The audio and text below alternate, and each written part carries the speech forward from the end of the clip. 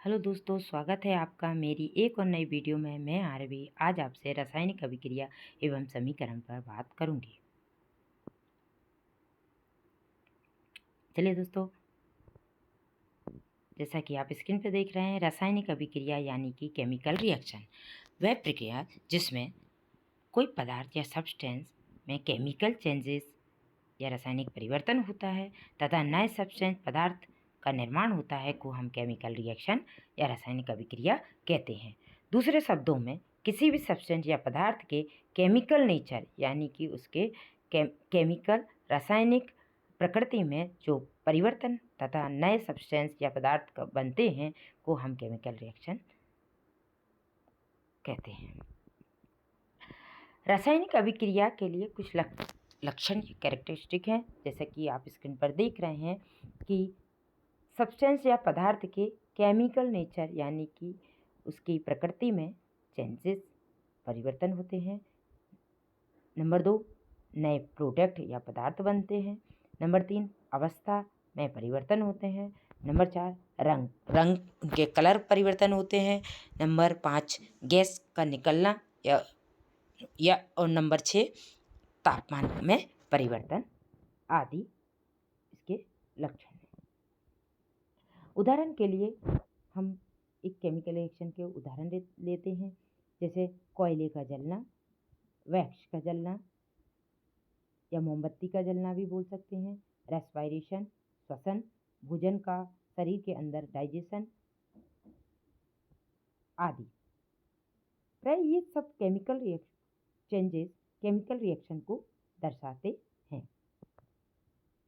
Reactant, किसी भी chemical reaction या अभिक्रिया में अभिकारक या रिएक्टेंट किसी भी केमिकल रिएक्शन के क्रम में लिया गया इनिशियल सब्सटेंस और सब्सटेंस को रिएक्टेंट कहते हैं।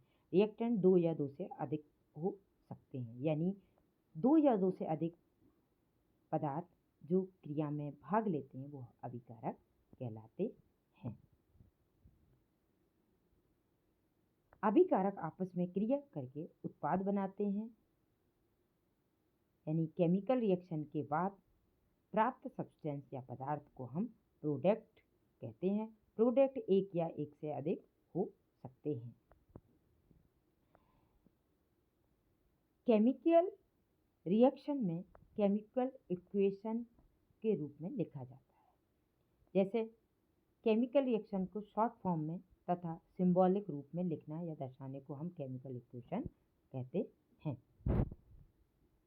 जैसा कि आप स्क्रीन में देख रहे हैं, मीथेन और ऑक्सीजन की क्रिया जब आपस में की तो उत्पाद के रूप में हमें CO2 और जल प्राप्त हुआ। जैसे आप देख रहे हैं CH4 + 2O2 = CO2 + 2H2O। तो यहाँ मीथेन और O2 अभिकारक या रिएक्टेंट हैं और एरो के पश्चात जो CO2 और 2H2 प्राप्त हुए हैं वो उत्पाद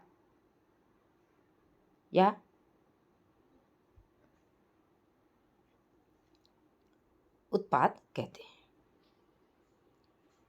आइए और उदाहरण देखते हैं। जब मैग्नीशियम रिबन को हवा की उपस्थिति में जलाया जाता है तो हमें मैग्नीशियम ऑक्साइड, कुछ हीट और लाइट प्राप्त होती है। यह एक केमिकल रिएक्शन है क्योंकि इसमें मैग्नीशियम में केमिकल चेंजेस होते हैं तथा नए पदार्थ मैग्नीशियम ऑक्साइड का निर्माण होता है। इस केमिकल रिएक्शन को हम निम्नांकित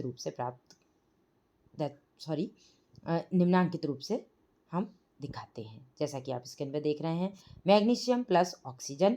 यहाँ मैग्नीशियम और ऑक्सीजन की आपस में रिएक्टेंट्स या अभिकारक हैं और आपस में क्रिया करके मैग्नीशियम ऑक्साइड बना रहे हैं। यहाँ ऑक्सीजन का अर्थ हवा की उपस्थिति में जब कभी बर्निंग की क्रिया होती है तो वहाँ ऑक्सीजन निश्चित रूप में होगा, इसलिए बर्निंग की क्रिया को हम ऑक्सीडेशन भी कहते हैं। केमिकल रिएक्शन को शब्दों में दर्शाने के लिए को हम शब्द समीकरण कहते हैं।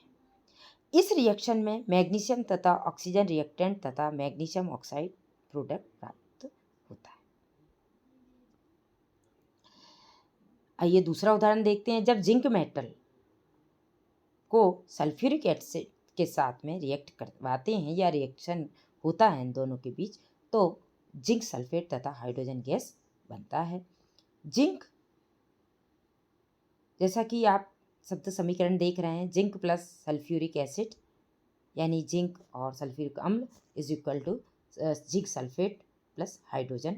तो यहाँ रिएक्टेंट यानी कि जिंक सल्फेट और सल्फ्यूरिक एसिड या अम्ल रिएक्टेंट के रूप में है और एरो के पश्चात ये हमें उत्पाद या प्रोडक्ट के रूप में प्राप्त होते हैं जो जिंक सल्फेट और हाइड्रोजन हैं।